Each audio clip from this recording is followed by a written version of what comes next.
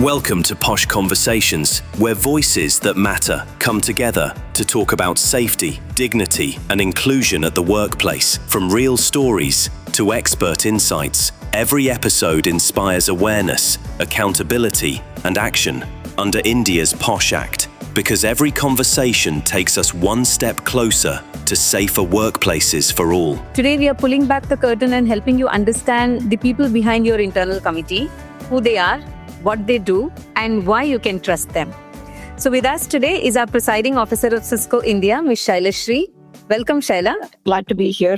So many employees know that the IC or the internal committee handles the complaints under POSH, but not everyone knows exactly what qualities should the internal committee member must actually possess. So, Shaila, if you can let us know what, according to you, are those specific skills and strengths that are absolutely essential, especially when internal committee is handling very complex or sensitive cases? Thanks, Jay. This is an important question, and I hope that this will help demystify what an internal committee actually does. Right? Just so you know, and every IC member that is kind of comes into an internal committee needs to know beyond the laws itself, right? An internal committee, when they is not just about knowing the law, but it is a culmination of several other characteristics that they need to possess when they form an IC. Just for the sake of the audience, I think I will be using a few jargons, and I just thought I will probably talk through it, right? One is the complainant. Complainant is the employee or person who raises the case. Respondent is the one against whom the complaint is raised. And I'll be using internal committee as IC because that's what it is widely known as, right? So with that said, let's start the conversation. So I think a bunch of characteristics that is very important for an internal committee is to look at be empathetic and work with neutrality. This is extremely important because we need to listen to both the parties, the complainant and the respondent, without any bias. And it is also important because the IC is here to kind of bring in fairness and look at the case holistically. So empathy with neutrality plays a very big role. The second important thing, in my opinion, is emotional intelligence. I think we all probably will agree to the fact that POSH cases comes with a certain iota of anxiety. There could be some workplace politics involved, right? And it could also kind of involve a bit of trauma. So I think it's important for the internal committee to look at all these facets as well, and then make their decisions and then have those conversations so that we're giving that safe space when the employees come into this case. The third and the most important thing is the confidentiality discipline. That goes without saying. The IC members are bound by the law to keep the proceedings confidential. But even otherwise, I think confidentiality plays a very crucial role because that is the only way we are creating that safe space for the employees to come and share what they feel like with us. Right? The fourth thing that I would think is analytical thinking. So I think just like how any other case proceeds, there are several artifacts that we look at when we look at the case. It could be digital evidence. We will be talking to witnesses. We will be looking at WhatsApp chats, emojis, right? So we need to look at all the patterns and then make decisions. So which analytical skills becomes extremely crucial in this, right? Last but not the least, I think it's extremely important for IC to have the courage and handle the entire case with integrity. The reason, again, is because sometimes these cases might involve senior leaders in the organization. So it's important that the IC acts without fear. Fantastic. Thank you so much, Shaila. Now, you did mention about, the complex issues or the complex cases that IC handles. Without really sharing any specifics of it, according to you, what makes a case complex, and how does the internal committee actually navigate it? Can you throw some light on that as well? I think complexity can arise due to various factors. One is the power hierarchy differences. A complaint of an employee against their manager or vice versa, or within the team against a tech lead, team lead, it could be any of that, right? And a lot of times what happens that we have seen in cases is there are lack of direct witnesses because when these incidents happen, there's no one around. There is no evidence. It could be people evidence, it could be digital evidence, it may not be there, right? And sometimes there is digital evidence, so we need to review that carefully as well, right? And lot of times there are also cases wherein you cannot look at the case just at that point of time.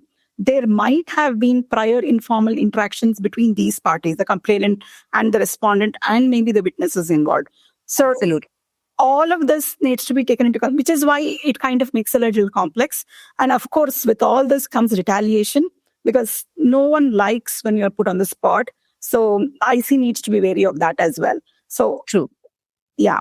Now coming to what do we do, right? I think the good thing is, I think the IC relies on a very structured approach to any case, complex or otherwise. So we just go through a formal inquiry process. And once that is, when we're going through it, we also cross-verify the statements to see what the complainant said, what the respondent said, what the witnesses are saying, and then we cross-verify whether it's making sense or not. We do get a lot of documentary evidence that is out there, whatever we can collect based on the case, that becomes important. Now, when we are looking at all this, IC also needs to look at what comes under the POSH Act. So the legal bindings or the legal principles of the POSH Act becomes extremely important.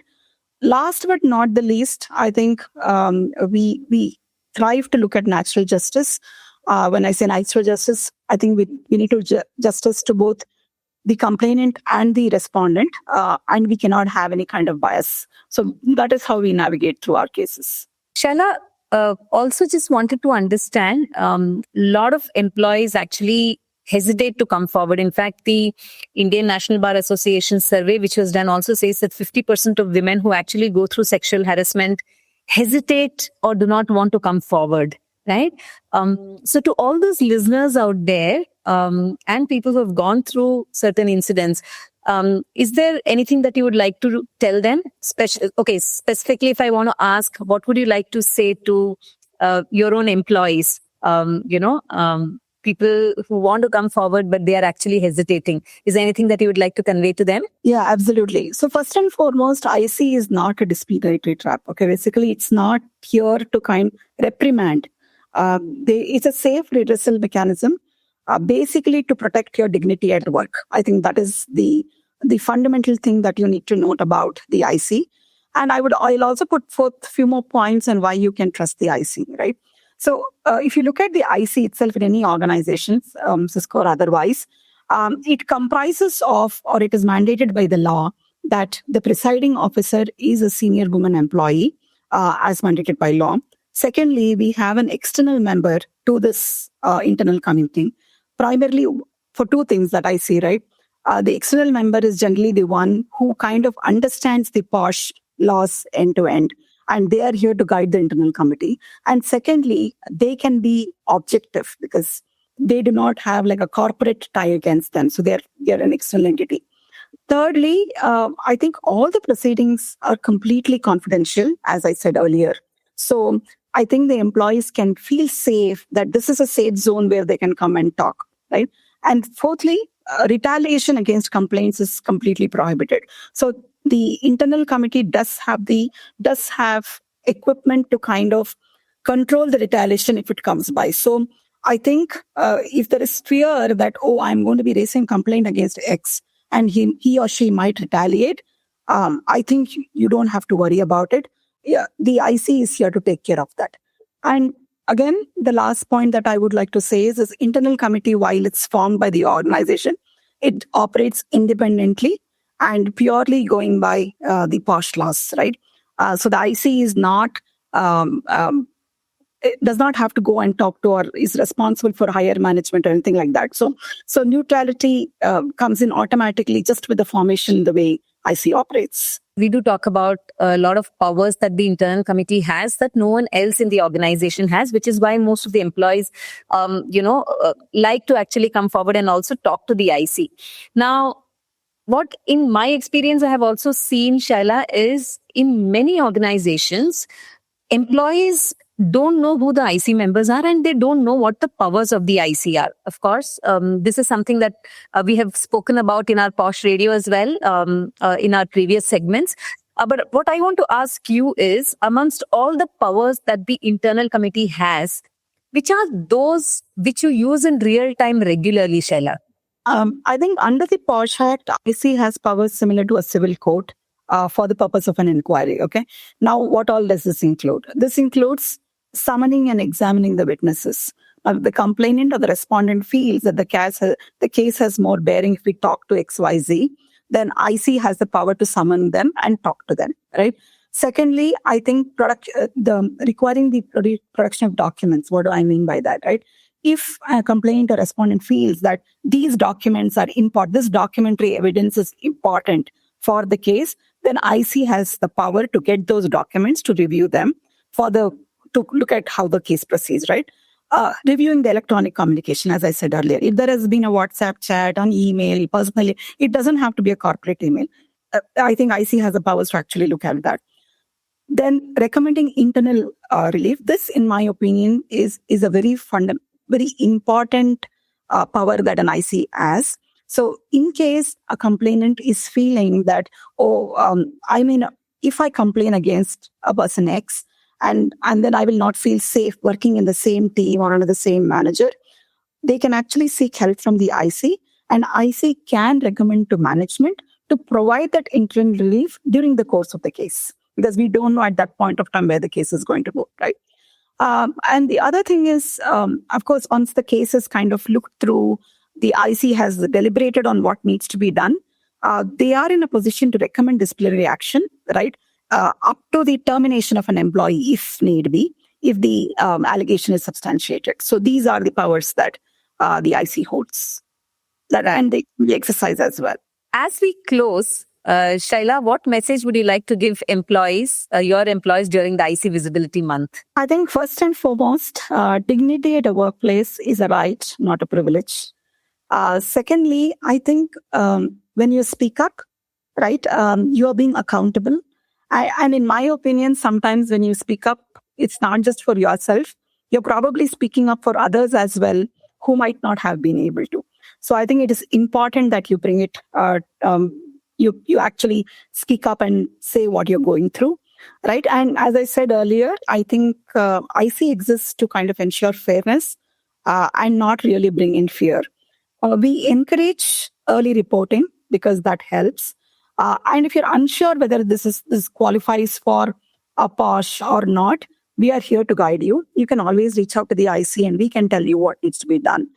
And I believe the earlier the issues are found and fixed, it is easier than kind of leaving it later, because then that results in a lot more workplace unrest for you and maybe for others as well.